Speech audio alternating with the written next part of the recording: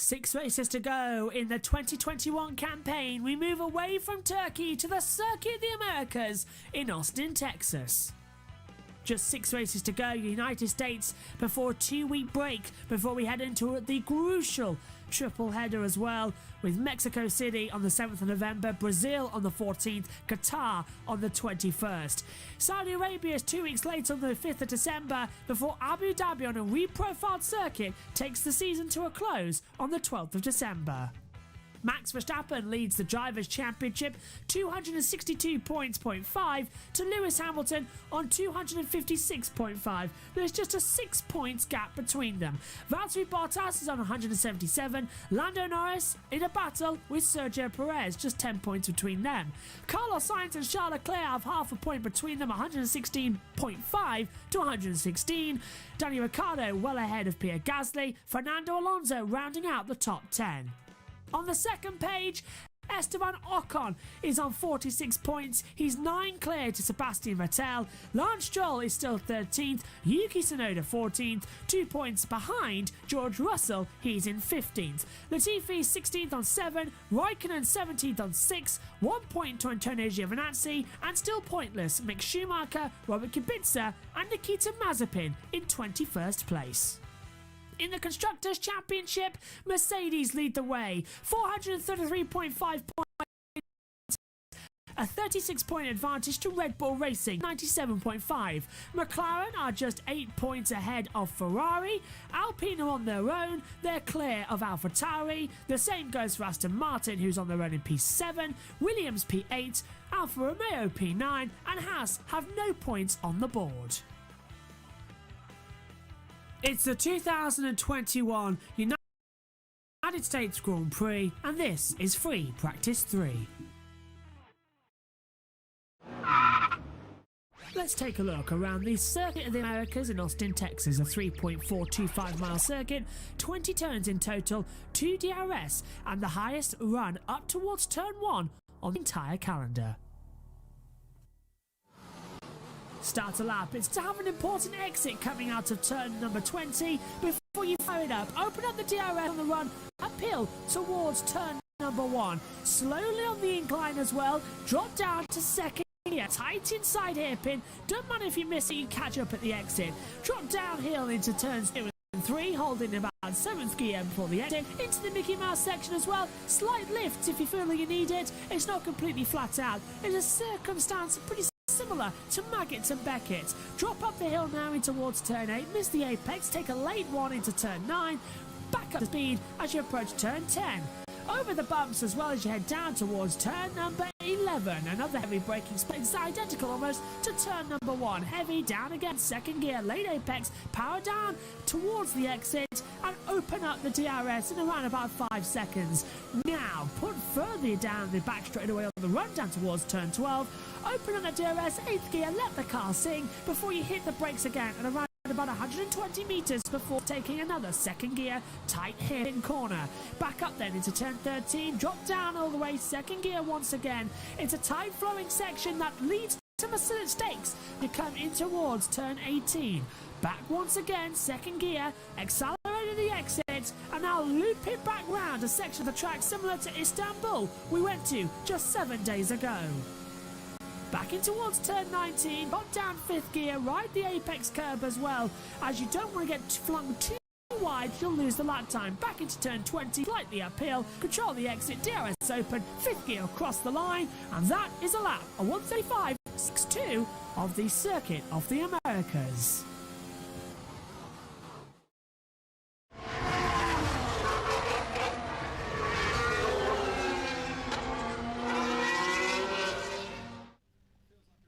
We are back on Saturday morning over there stateside for the 2021 United States Grand Prix at Austin, Texas. The Lone Star State once again hosts Formula One after a 24-month break. And the last hour of what so far has been 2 very exciting practice sessions. Is about to take part a 3.425 mile circuit as well. A total of 20 corners, pickpocketing the best parts of racetracks throughout the world. The first sector Similar to Maggots and Beckett's at Silverstone, the last sector, very similar to what we see back at Baku and also at Sepang. It's all thrown in here.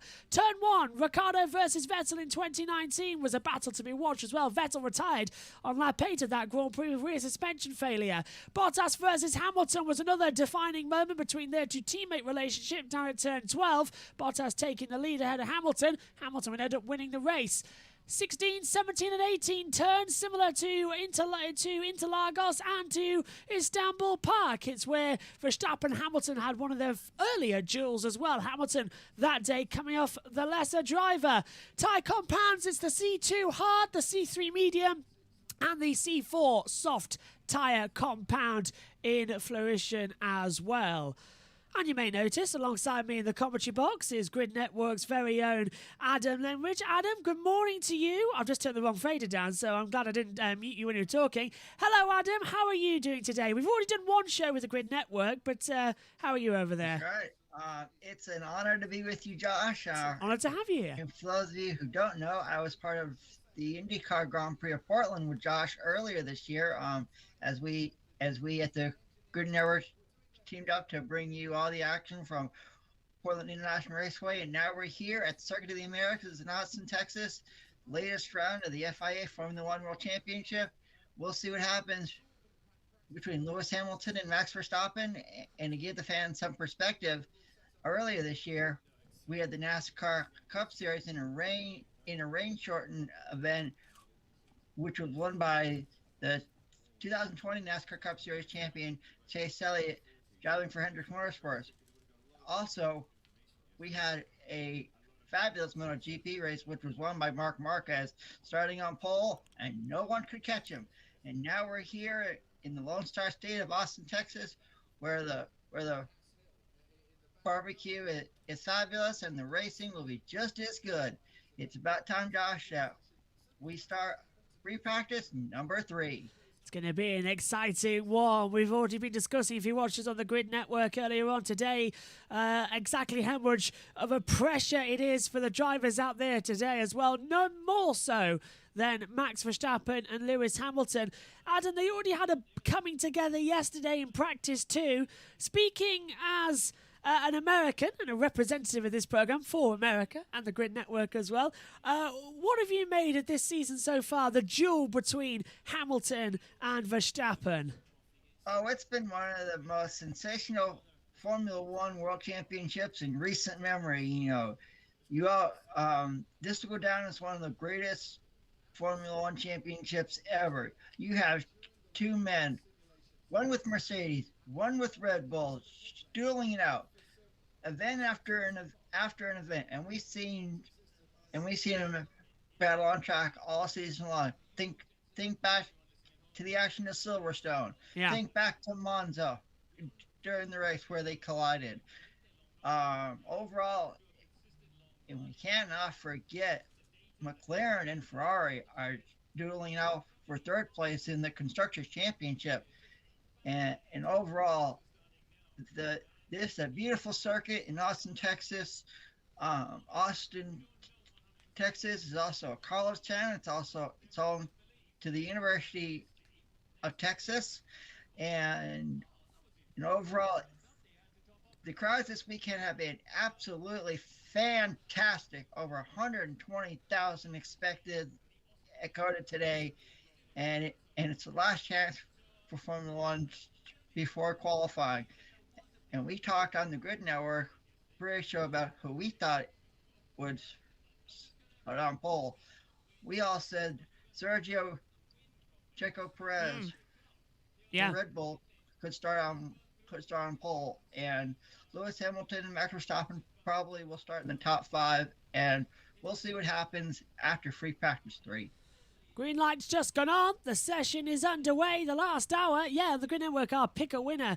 The segment that Adam runs over there as well. We all picked Sergio Perez to take pole position. But we all also picked Lewis Hamilton to take the race win. It's a brave bet as well to take. No cars currently heading out there on the track, which I'm finding quite surprising, considering we had a flurry of them yesterday. Vettel, I think, is becoming the first driver to do so. Do get in touch with us on the YouTube chat. Cynthia's already said hello as well. And with the graphics we've got at the moment, it's just the one screen for this session. We're not flicking between them, so that's why the driver tracker is directly below me and Adam on the segment here. So we lose the YouTube chat, but we keep the most important aspects, which is myself and Adam with the driver tracker below us as well.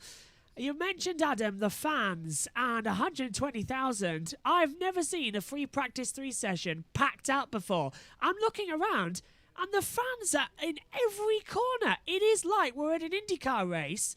I'm thinking mid-Ohio. I'm thinking just Road America, just packed out completely. It's brilliant to see. Of course. I mean, and you know, I also forgot to mention that the Australian Repco Supercar Championship has run at Circuit of the Americas, and outgoing series champion Jamie Whincup won 3 or 4 races. So it's becoming a worldwide known racetrack, and you know, next year Formula One is going to have 2 United States Grand Prix, one here in Austin, and we can't forget the street fight around Hard Rock Stadium in Miami. Oh yeah. If it's like this next year in Miami, oh boy, the crowds are going to be absolutely packed, and we could see celebrities from Hollywood as well as motorsports enthusiasts go down to Miami and pack Hard Rock Stadium. And overall, it's going to be an absolute. It'll be sun, sand, and surf in Miami. And looking at next year's F1 calendar, it's going to be 23 races globally, worldwide. You start off in the Middle East, and I mean, it's nice to see Japan, Australia, Canada come back after this global pandemic that we've been in. It'll be a great homecoming for Daniel Ricardo. So hopefully the drivers get a well-deserved break after the season finale in Abu Dhabi, because they're going to need all the batteries charged for the 23 races come 2022. Speaking of the Canada returning to the championship as well, there's now quite a lot of races across the pond as well. We've got races we've got 2 in America, 1 in Canada, Brazil and Mexico as well. There's even talk of adding Las Vegas. We'll get on to Las Vegas in a minute, but in terms of the 6-hour time difference over there, is it nice just for once in a while to have Formula One on at a reasonable time over in America? Yes. Yeah, I thought it might. I mean, you know, I don't mind waking up in the morning and having my breakfast and watching F1, but now during the afternoon, I had some lunch, you know, after we were on our pre-race show, and overall, yeah, it's nice to see F1 in the afternoon, but to me, I don't mind F1 in the morning. It starts my day off, and hopefully it starts everybody's day off. Oh yeah. Watching F1 wherever they may be in the world. Absolutely. I love the Australian Grand Prix. I love getting up in the middle of the night and doing all that over here in the UK. And 1 o'clock in the morning, you've got first practice on a brand new season. It just makes you feel crisp. But you get to the end of the year and you have to do it. It's like I never used to like when Japan was the last race of the year, because that you used to be really tired at. It was 3 o'clock in the morning, still dark. And actually, there have been talks in Australia that they could move the Australian Grand Prix from Albert Park to near Sydney Harbour. So if you Formula One fans watching remember the Music City Grand Prix from Nashville, Tennessee earlier this year, we could see that down under as well. And I think it'd be kind of cool to see an F1 car over the legendary Sydney Harbour Bridge. I'd agree with you there as well. I think Melbourne is a great racetrack, but it never lived up to Adelaide. And I think it is about time we had something new. Do you reckon it would happen? Do you reckon by 2025? Sure. I mean, And actually, there have been talks about saving the iconic Adelaide Street Mm. Circuit. There's a governor down there that wants to keep it, but most of them want to just, they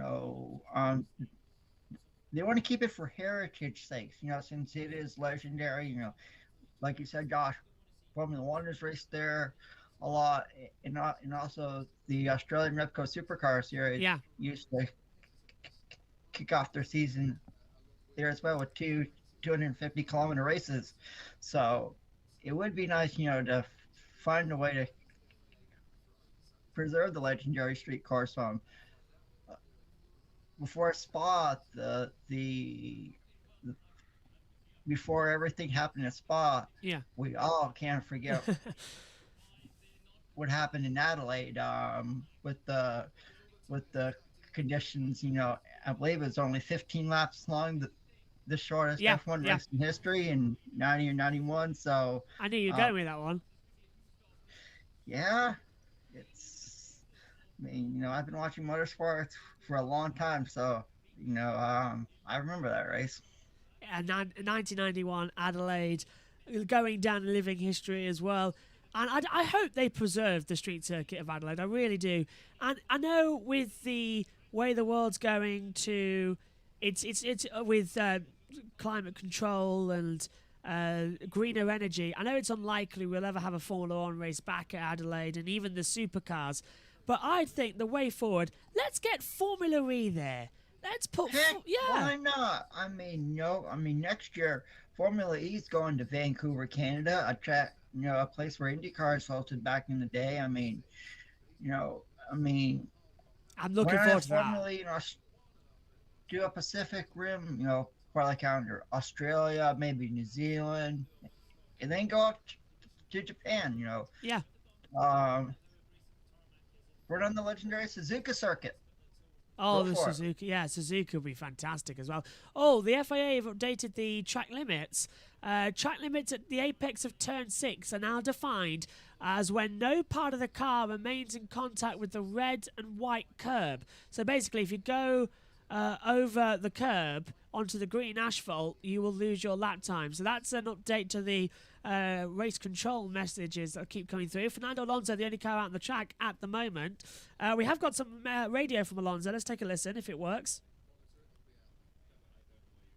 Or waiting for it. And it doesn't want to turn up, so that's disappointing. No messages from Alonso right now. Let's try Sebastian Vettel. He mentioned it just a second ago. No, nothing. Okay. Team Radio's, yeah, okay. Team Radio's having a bit of a failure there. Sorry for those of you listening on radio. I'm just listening to dead air for a while. But they keep coming through. There's Valtteri Bottas.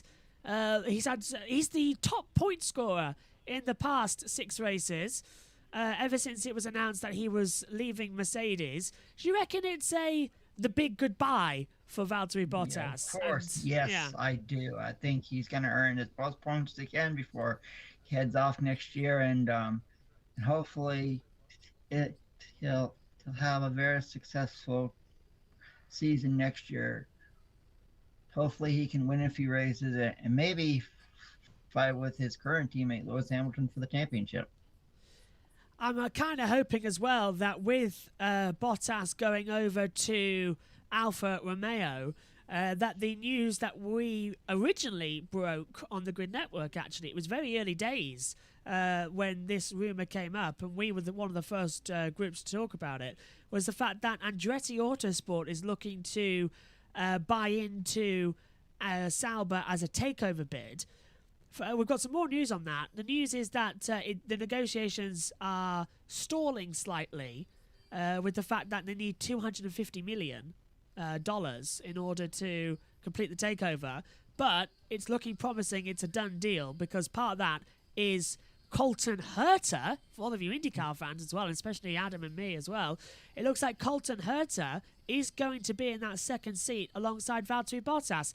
Adam, the question that I've had, and I've been saying it when we were off air as well, and I'm going to put it to you on air, I don't think it's right that Colton comes to Formula One to run in a midfield team when he's got a shot at the Indy 500 and an IndyCar title next year. He won the last race at Long Beach a month ago. What's your view on this story? For me, I think Colton Herta should stick in IndyCar and compete for championships. And you know, when it's his time to move over to Formula One, it's his time. I don't think anybody should rush him at all. Yeah.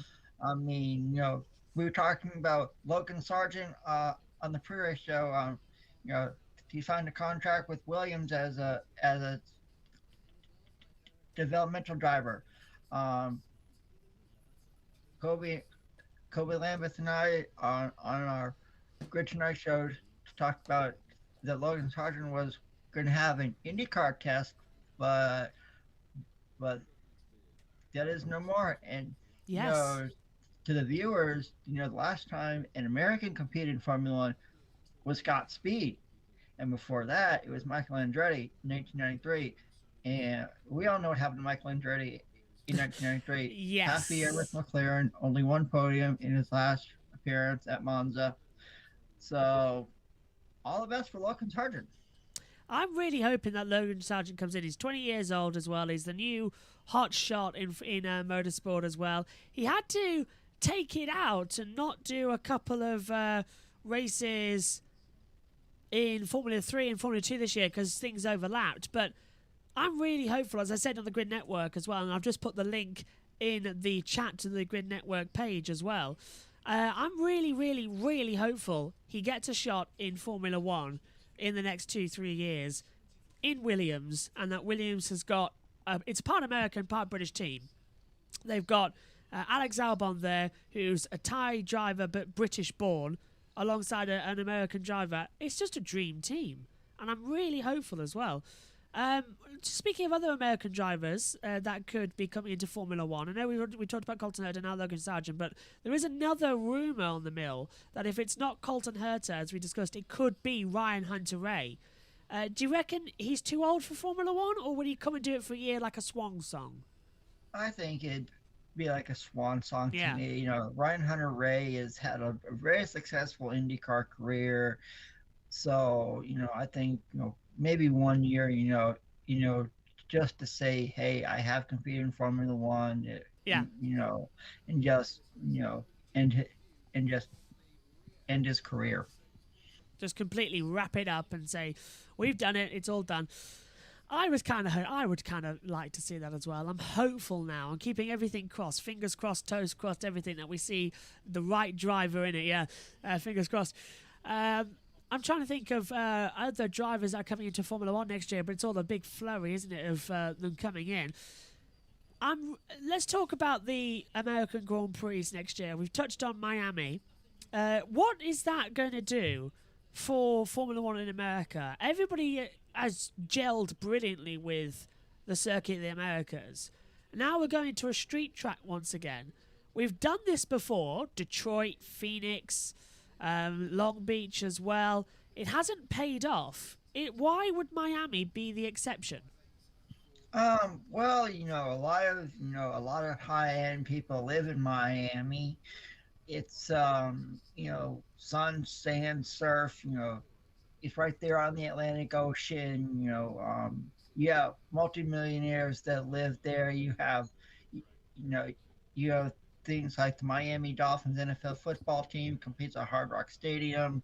So, I hope it really does work. I believe there is a 10-year contract. So, do you give the viewers some perspective?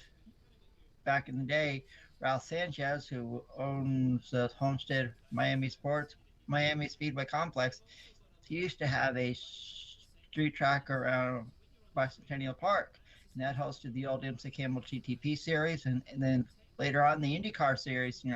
So hopefully this does work. And hey, it may be your one and only shot to go see the Formula One race, and there have been talks about maybe a third United States Grand Prix, but where would you put it? Las Vegas? I think it'd be kind of cool to see, on the Strip. But who knows what could happen? Where would you put it then if there was to be a third race? We've got loads of IndyCar venues. Um, I'd put it personally at Indianapolis again. Yeah, I think it'd be. I say, why not? I mean, why not have maybe a Formula One IndyCar Oh, double hitter weekend? I mean, you have IndyCars run on Saturday, then F1 on Sunday. I mean, it's an open wheel extravaganza. I mean, that'd be brilliant. or maybe even have an F1 NASCAR double hitter at Indianapolis. I guess we all know what happened at Coda today with Daniel Ricardo Yes. driving the late Dale Earnhardt's number 3 Wrangler car. Since he did get a podium thing, and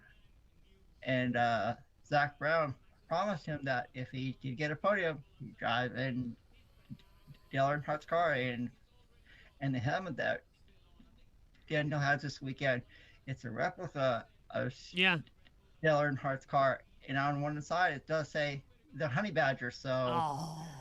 I mean, hey, anything's possible in this motorsports world, Josh. You know that. I know that. Absolutely, we do. And you've seen the images of Danny Ricciardo going around. I've seen screenshots and him doing the donuts as well. But honestly, it looked fantastic. And we said it in the previous show, didn't we, when we were picking up that how this American Grand Prix will be the best ever we've had. Mm-hmm. And we were saying as well, we were both actually getting quite vocal about it and how we were like buzzing with it. All I can think about this weekend is Talladega Nights, and it's just going to be shake and bake all the way. Yeah, I can't wait. I mean, it's game on. Now until the end of the year in Abu Dhabi, it's game on in Formula One. Because next time F1 hits the track, it'll be in Mexico City, and we said on the pre-race show that we all think it's going to be a Red Bull track, and then they have Brazil, which could be 50-50, and then we go to the Middle East, to wrap it all up. So Lewis Hamilton needs to jump on this opportunity to win in Austin and get a hold of this championship. Otherwise, it could slip from his fingers. Yeah, Perez topped the second practice session as well. That's why he's our tip for pole position. He's on a lap time now, actually, as the helicopter does a fantastic low swoop on the run down towards turn 12. Now, your exit speed at turn 11, third gear, 90 kilometers an hour. Your top speed, 8th gear, 330 kilometers an hour. That's about 100 or 200 miles an hour for hitting the braking zone for turn 12 as well. The G-forces must be unbelievable down there as well. I know over there, Adam, you've got ESPN covering the race. I know the main race is going to be on ABC. Now, to my knowledge as well, the only other motorsport race that's been on ABC is the Indianapolis 500. So they're really going all out for it this year. Yeah, actually, they are. They actually have ESPN broadcaster Nicole Briscoe on site reporting for ESPN shows like SportsCenter. She did an interview with Lewis Hamilton, which has appeared over ESPN platforms. And actually, Danica Patrick is there with Sky's F1 coverage. So pretty cool to see a name like that.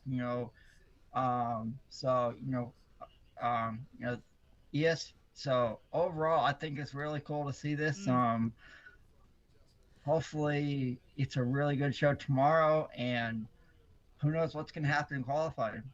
We said that it could be Checo Perez, but anything can happen, Josh.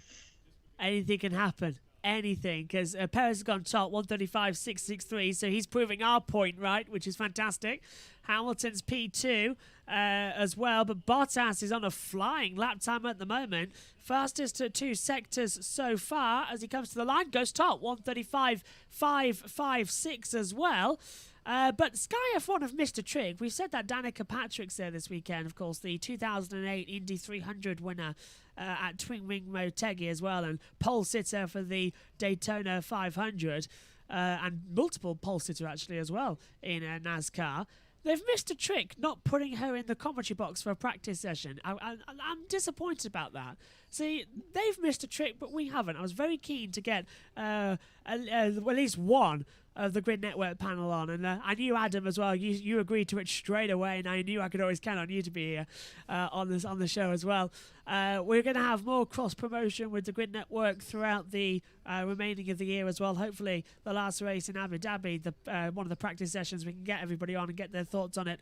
Don't forget as well that the tomorrow's preview show, I think, is taking part half an hour after the end of the W Series. So it's sort of another pre-show for Formula One before the NASCAR event.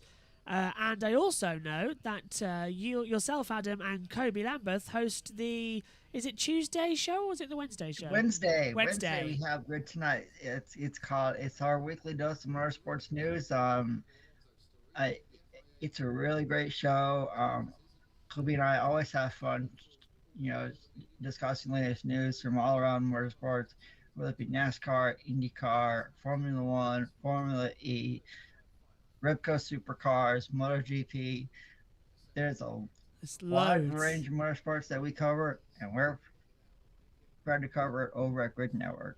There are loads as well. There's a lot more coming in 2022 as well, which is exciting all of us here at the Grid Network as we watch along as well. Hamilton has now gone top, 135.571, but it's because Valtteri Bottas's time has been deleted by the stewards for track limits at turn 19, so he's gone down.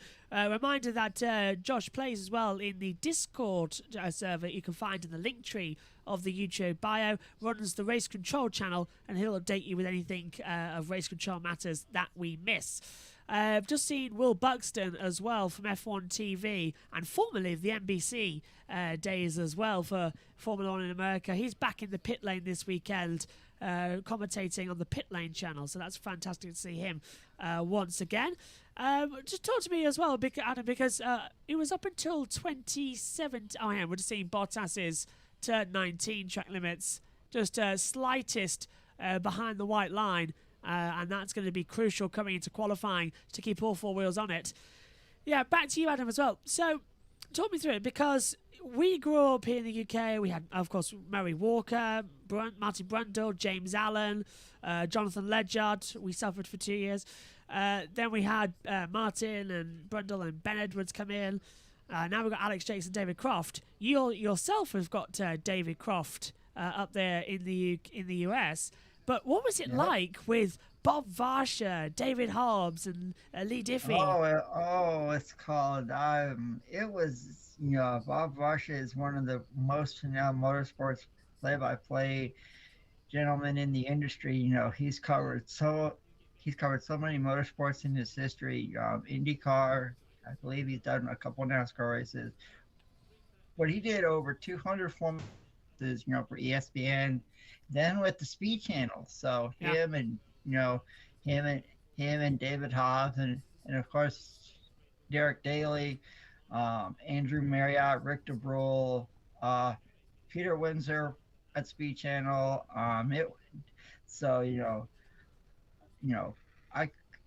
It's nice to see that ESPN has picked up the feed from Sky Sports, with Formula One.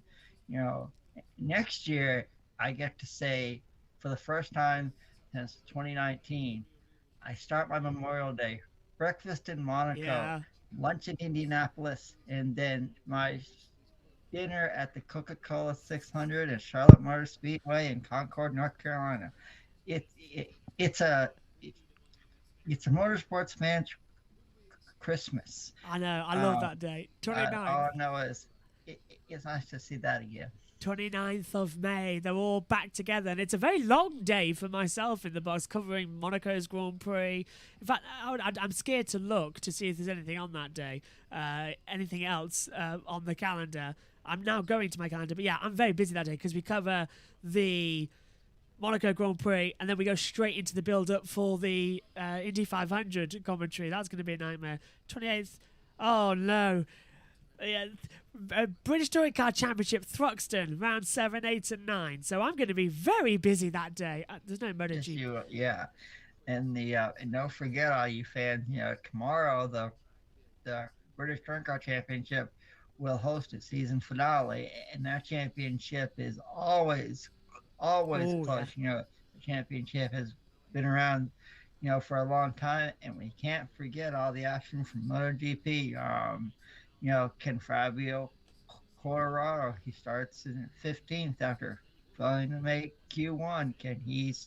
Can he come out from starting in the back and work his way up, or will it be Pecco Bagnaia starting from pole and going on to the win? And will we have a championship battle there as well? So stay tuned here to Josh's channel, and he'll take you through all of motorsports action tomorrow. It's going to be a long day tomorrow. It's the last day they all converge as well. And we're calling it the Champions Day as well, because we get W Series champion, British Touring Car champion, hopefully a MotoGP champion.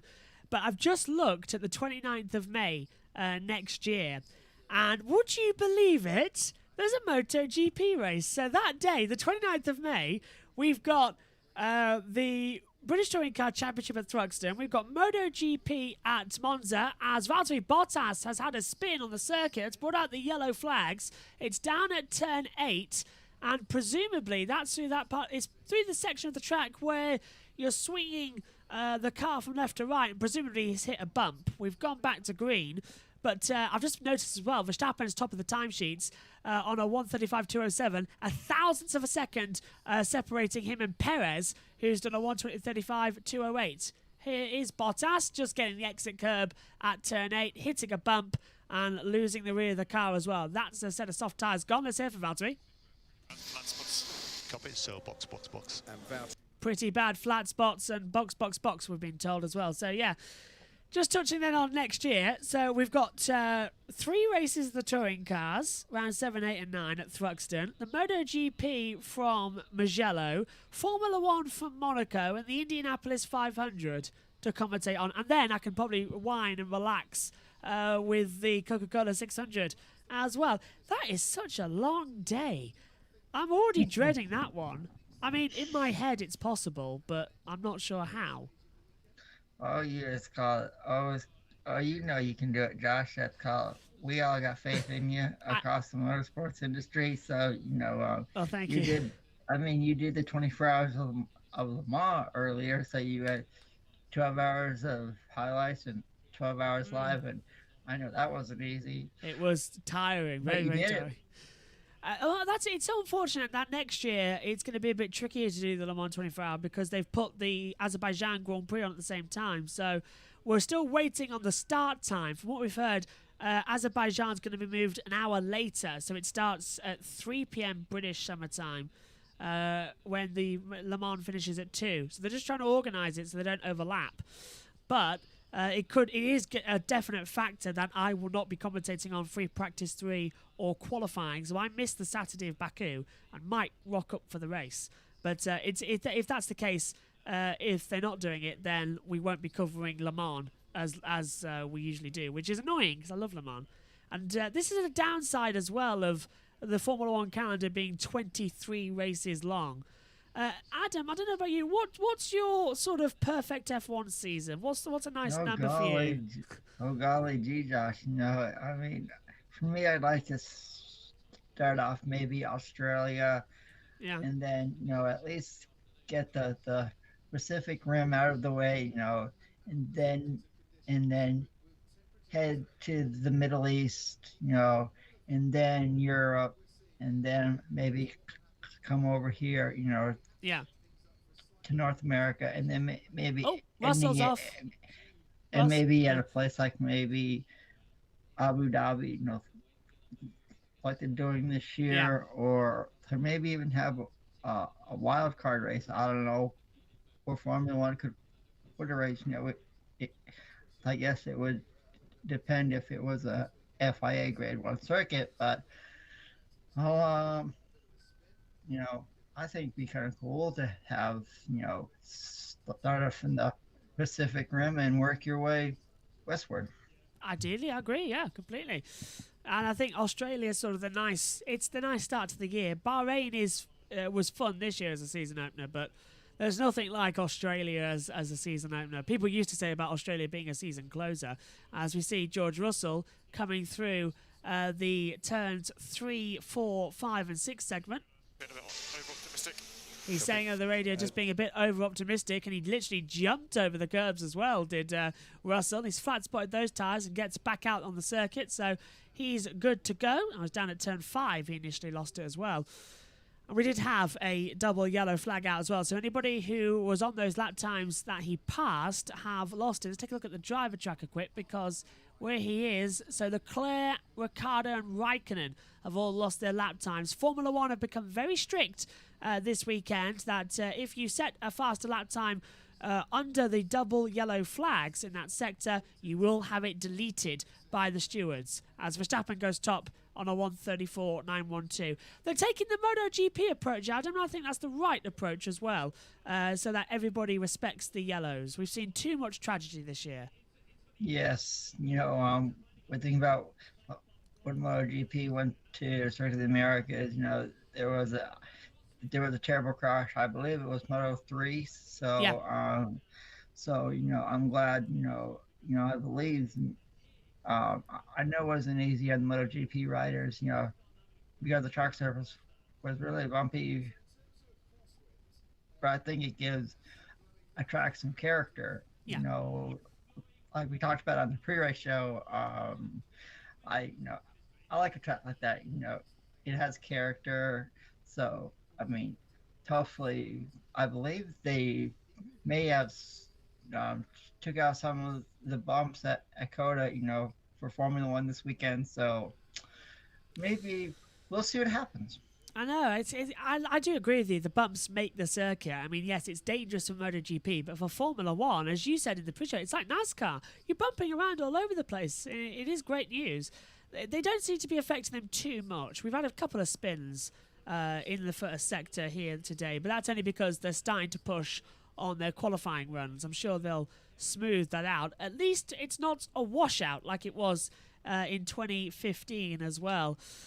That was a long, long weekend where everybody just wanted to get out of there at the end of it. Even the fans are like, get me out of here. They were all soaked. It was continuing, but we got a champion out of it at the end of the day. Yes, you did. Yes, you did, Josh. Quite so. Raikkonen just coming into the last corner. At the moment, he's P10. But he set a fastest sector 2, a personal best, and doesn't improve, actually. So stays into P10. Fans now lining up, more of them coming in. 120,000 here today. There'll be 140,000 tomorrow, and this is why Raikkonen is slow in the first sector, sorry. Oh, a lot of bumps and went off the track at the exit of turn 10, where we saw a lot of bumps earlier on. Bottas is P20 at the moment, but he's only done 5 laps. Kind of expected. He's got a grid penalty coming as well. Do you reckon that it was tactical for Mercedes to give him another penalty so that he's got as quick as engine as possible for the last 5 races or 6 races? I believe they want to have him go out strong, maybe win another race. Yeah. We'll see what happens the last half of the year. Maybe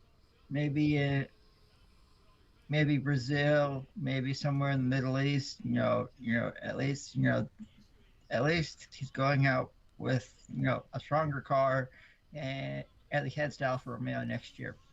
Do you reckon Lewis Hamilton could take another penalty to make sure he gets through? No, I think with this championship so close as it is, I believe they want to do everything. Mercedes wants to do everything that they can, to get Lewis Hamilton up there, because this championship is so tight right now. Yeah, it's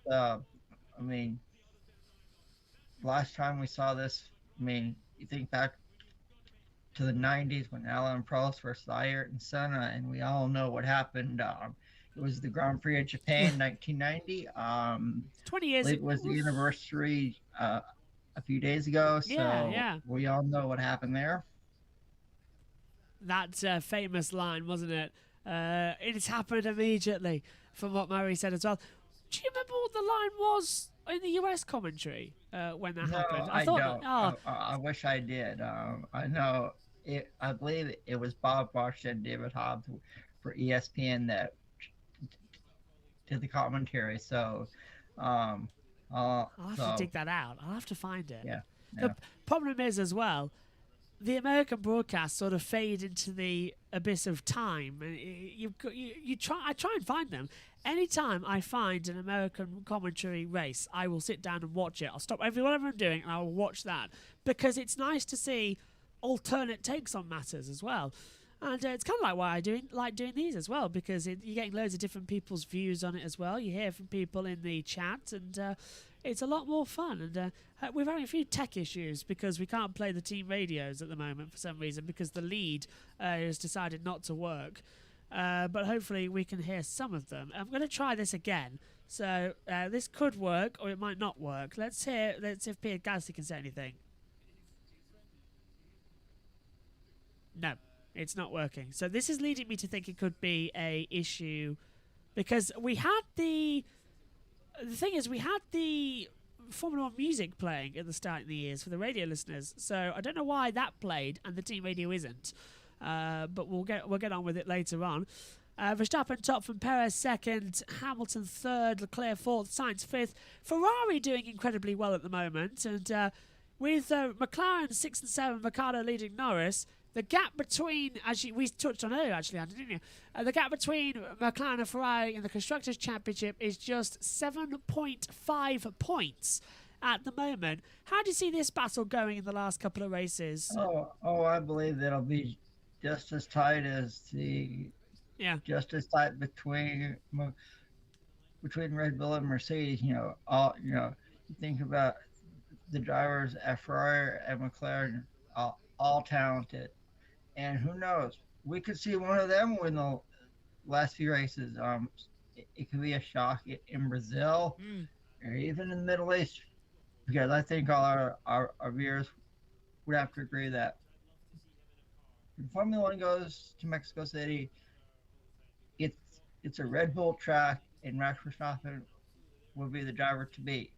And Brazil is a 50-50 toss-up, so I believe we could see another surprise winner in the Middle East. I completely agree with you. We're going into circuits that we've got no idea what's going to happen. Abu Dhabi is, as you say, 50-50. Brazil's 50-50. No clue about Qatar or Saudi Arabia. I'm very much looking forward to Qatar, because we've seen it as a MotoGP bike track. We know we get good racing there. And we had a great race at Mugello last year, the last bike track we visited. So I'm really hoping Qatar's going to be another good one. And it will be a night race as well, we're being told. A twilight event, apparently. So like Abu Dhabi, it'll start in daylight and end under the stars as well. Bottas is fastest second sector after setting a bad sector 1, so he's not going to improve on this lap time. It's just the middle sector that he's got the top honours with at the moment. Nothing to trouble the Red Bulls. Everyone having a calm morning out there, actually. So presumably they learned all they needed to in free practice 1 and 2.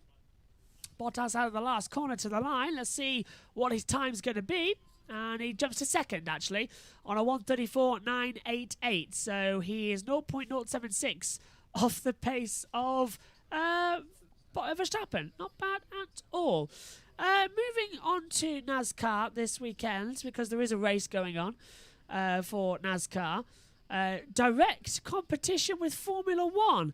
And we've all been saying, Kobe as well was wondering, how are the viewing figures going to be? Who do you think is going to come out on top, NASCAR or F1?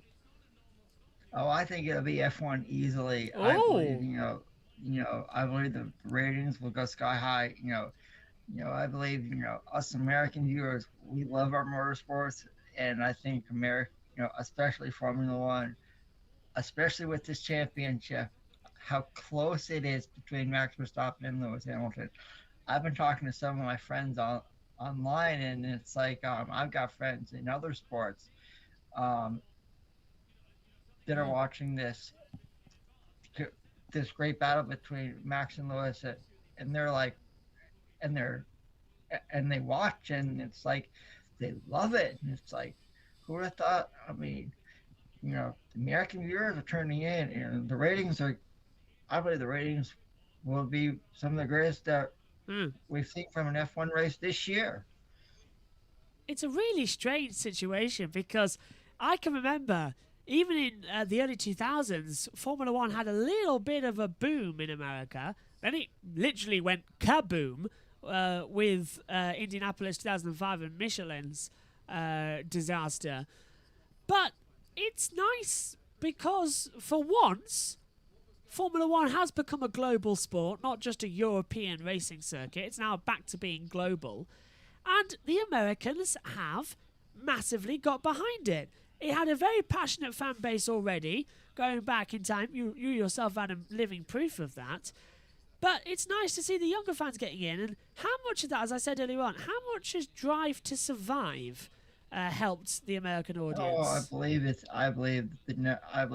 Drive to Survive has helped a lot. You know, it gives the viewers, you know, the behind the scenes perspective of a Formula One weekend that we may not get a chance to in our lifetime. So, you know, the ratings are through the roof with that. And if you haven't watched an episode yet, I recommend you do. It's incredible, you know. I mean, the talent that's here in America. We talked about Colton Herta, maybe jumping, Logan Sargent. I mean, you know, it's nice to see. You know, maybe hopefully someday, we'll have another full-time American F1 driver, and who knows what could happen. I really, really hope we do. And I really, really hope that they're not languishing in the back of the team, because we both know, and all our viewers as well watching us who watch the IndyCar series that we've covered this year as well, there are some very, very fast American drivers. And the Indianapolis 500 also proved that old drivers can have a chance of still winning, with Helio Castroneves doing it. Helio, 4-time, and Spider-Man climbed the fences at the Brickyard. It was a sight to see. He's back full time next year, isn't he, as well? Yes, he is. Yes, he is. He is with Meyer. He is Meyer Shank Racing next year, so he could potentially be the first driver to win 5 Indy 500s. So anything can happen. I'm just going to plug in, if I can get to it quickly, because the most remarkable thing is happening outside my commentary box window right now, and unfortunately the little controller I'm looking for has vanished, as it always does when you need it most of all. But right outside my commentary box window, there are fireworks going off. As well. That's fantastic. And the only reason I can assume that there's fireworks going off is because I've looked at the date and realised it's the 23rd of October. So coming up here in the UK, it's bonfire night. The anniversary of... There is nothing wrong with there is nothing wrong with a good bonfire. And I mean, if you want to talk about bonfires, my lead has actually disappeared, so I can't even... Oh, here it is. I've got it. Okay. I mean, if you mention bonfires, you gotta have s'mores. Oops, with a bonfire. sorry about that. I mean, yes, you have to. Have to have good old fashioned s'mores, don't you? The one thing I love as well, the smell of the fireworks after. That you get that sort of. It's like, of course, it's like dodgems. It's brilliant. And, actually, where I live here in North Carolina in the United States, I can look out on my deck, and there's a town not far away that shoots out fireworks on a barge on the 4th of July weekend, and I can look out on my deck and I can see them. So it's like I don't have to. It's like it's pretty cool. I'm jealous. I wish I could have fireworks, a firework thing to relax to. Yeah, I know, Josh. I know. Just coming up soon. Come on. The one problem is, though, I have the horrible responsibility of setting the fireworks off. So it's not very dignified as well, lighting them and then running away as fast as you can before they go boom up in the sky. So that's going to be fun. So that's coming up. Is that next? No, it's 2 weeks' time, isn't it? It's Halloween next weekend. Yes, it is. On Sunday. It's 2 weeks on Friday. I'll ask you. I've got a question for the viewers and for you, Josh. Since it's Halloween, what's your favorite type of candy? Oh, do you know? I'm glad you asked this because it's actually American. and you're gonna enjoy this. Three Musketeers bar. Oh, that's a good. Yeah, it's called. Love I it. like Reese's peanut butter cups. Is my Oh, favorite. they're good. We get them here. You know, M&Ms. I mean, and in here in America, they said that the kids can go back and trick or treating again after last year. So, it's nice to see. Oh, brilliant. You know, things slowly getting back to, I guess, what you call the new normal. Yeah, they're definitely the new normal because we're all still getting used to the pandemic as well. Sainz has gone top. He's just topped the border. 1:34, 8:05. That's fantastic. Perez is fastest first sector. Yeah, I would get everybody in on the group chat as well. Let us know what is your favourite chocolate candy bar as well. Definitely a Three Musketeers bar for me. The really annoying thing is they're hard to get in the UK because they're an American import. But I got a couple for Christmas a couple of years ago, and they were lovely. And every time I go there, honestly, I would probably, when I go to America, eventually, when we eventually get round, I'm literally going to get stopped at customs, and my suitcase is going to be full of Three Musketeers boxes. Yes. I can't live without it. It's fantastic. I mean, it's like hopefully one day you can come over here, Josh, and you know, go to a NASCAR race. Oh, yeah. At maybe a place like maybe Bristol Motor Speedway in Tennessee, or maybe even Daytona or Talladega, or I think if we did it, it'd have to be. If we did it, it'd have to be the big one. 500, or maybe the 24 hours of Daytona, the 12 hours of Sebring. You know, it's got to be a big one, hasn't it? If we're going to do it, it's got to be a big one. Yes. It's I mean, we are blessed here in America, you know, to have so many big races a year. And we almost can't forget the U.S. Nationals and drag racing. So I mean, it's now you can say the U.S. Grand Prix Dakota is a really big race for us Americans as well. I mean, 120,000 people there today, 140,000 people tomorrow. So, you know, the fans love their motorsports worldwide, and it doesn't matter where you live. One thing I really, really want is Formula One to succeed now in America. I want this popularity to stay year on year.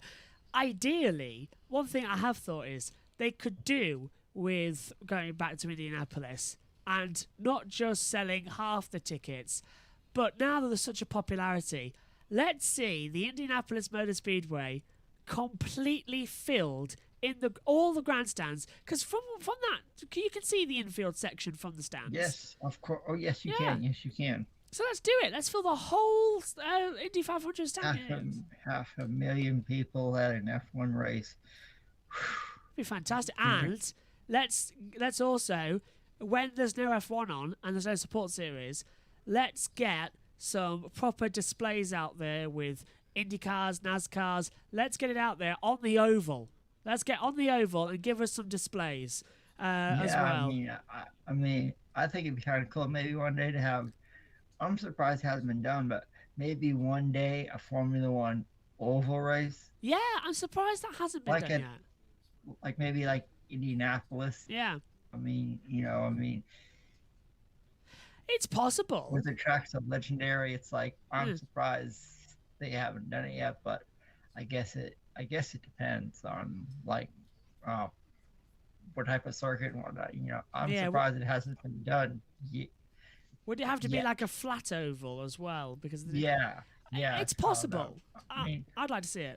Well, technically, do we count Shakir as the closest thing we've had? That little, I think, that would.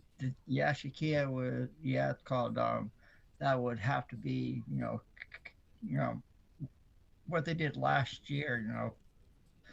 I believe it was like a modified oval. Yeah. So, I mean, it's the closest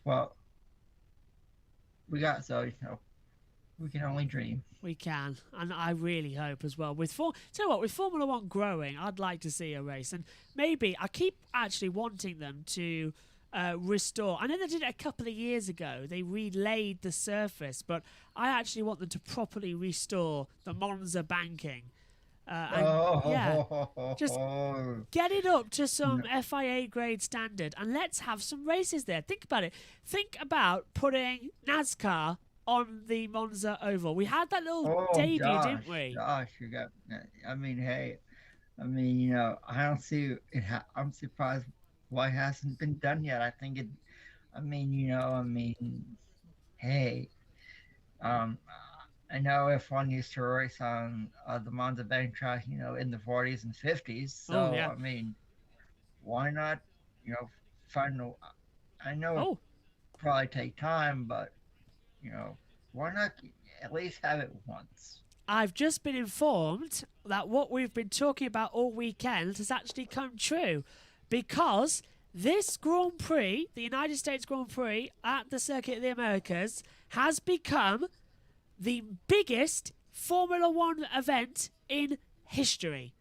It is the most attended race.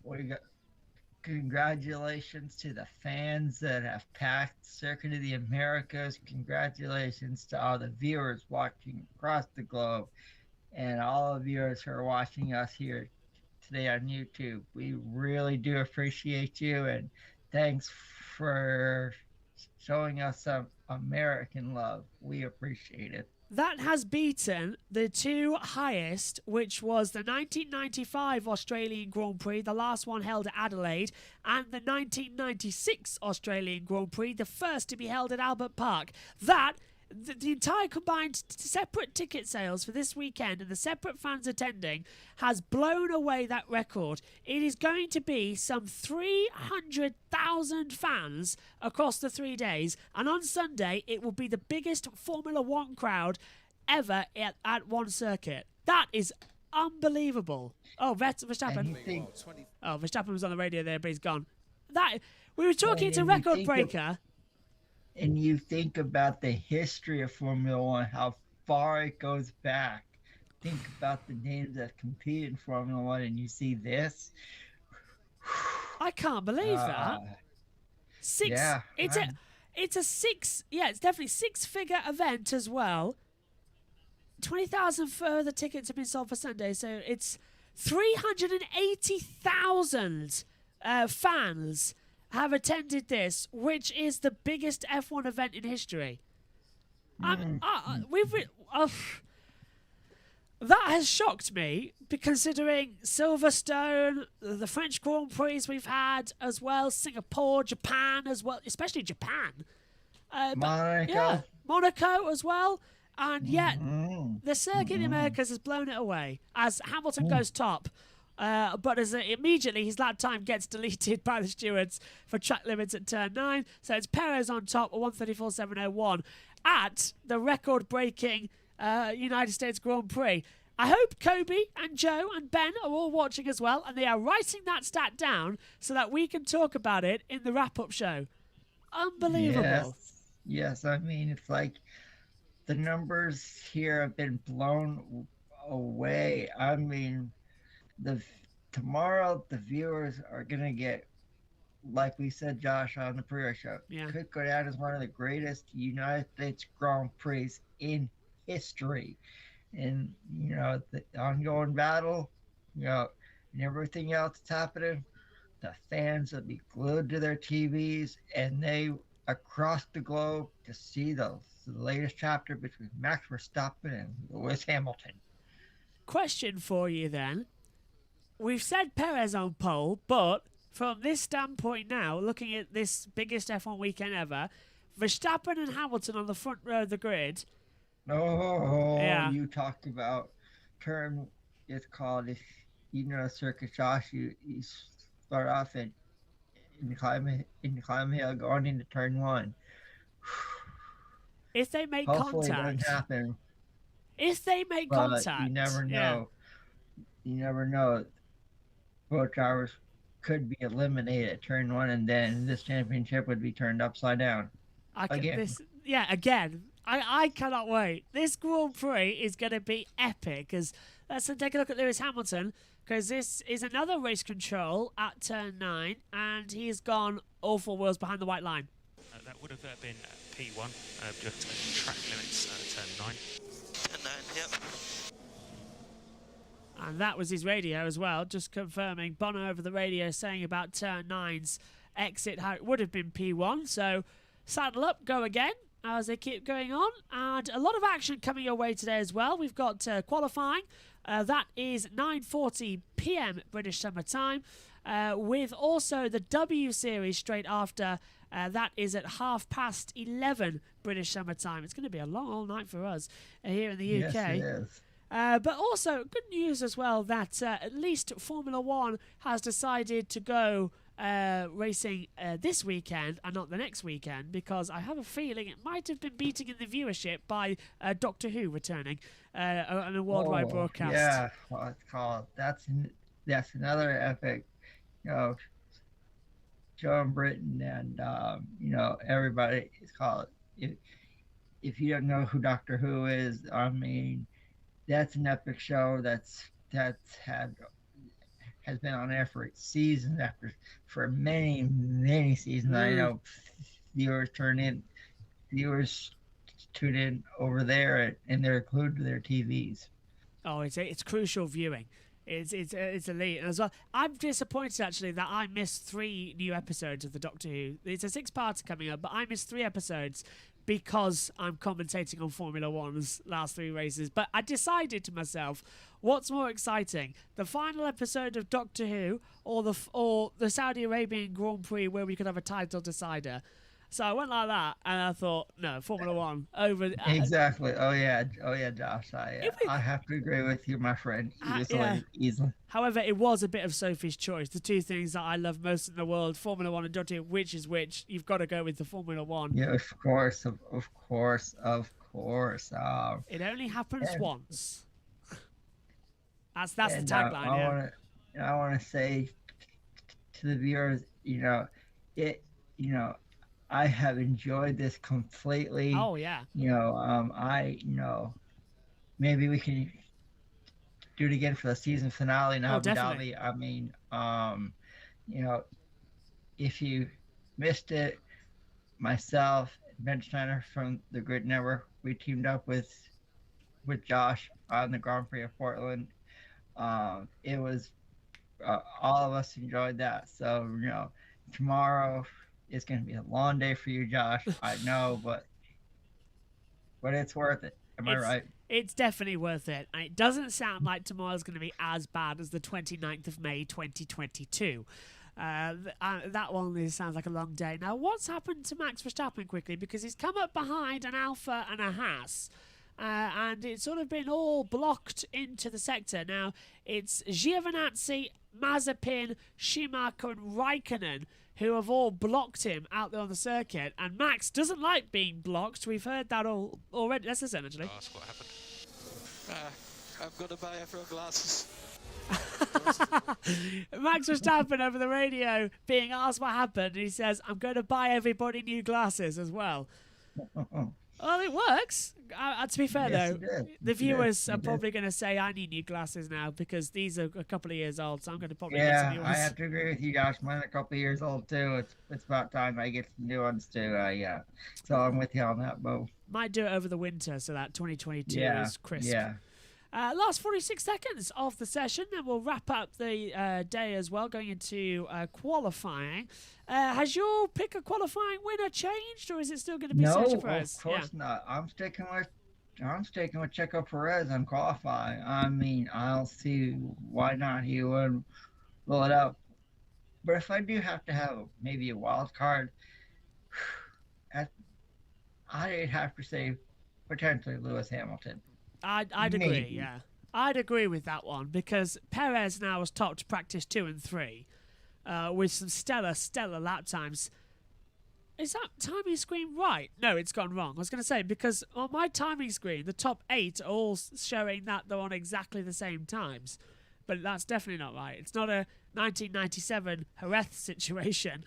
As the checkered flag comes out. Okay, so the qualifying predictor for Amazon Web Services of showing that it will be Lewis Hamilton who'll take pole position, from Verstappen second, Bottas third, from Perez, Sainz, Norris, Ricardo, Leclerc, Gasly, Ocon, Vettel, Russell, Raikkonen, Latifi, Tsunoda, Giovinazzi, Stroll, Schumacher, Alonso, and Mazepin. I don't believe that for a second. That does not reflect what we've been seeing. No, it's called, if you watch our Grid Network pre-show, we all picked Sergio Checo Perez to win the pole for the U.S. Grand Prix. So I'm sticking with my guns, and I know you're sticking with your guns too, Josh. Yes, definitely.